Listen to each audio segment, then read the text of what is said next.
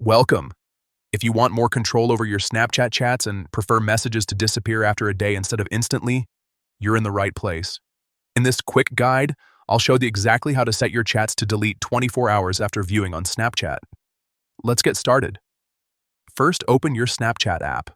Once you're on the main screen, look at the top left corner and tap on your Bitmoji or profile icon.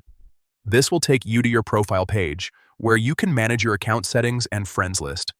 Next, tap on My Friends. Here, you'll see a list of everyone you're connected with on Snapchat. Scroll through the list and find the friend whose chat settings you want to change. Once you find the person, press and hold down on their name. A menu will pop up with several options. From that menu, tap on Chat and Notification Settings. This is where you can customize how your conversations behave with that specific friend. Now, look for the option labeled Delete Chats. Tap on it and you'll see different choices for how long messages stay visible. Select 24 hours after viewing. Once you choose this option, Snapchat will automatically keep messages for a full day after you've seen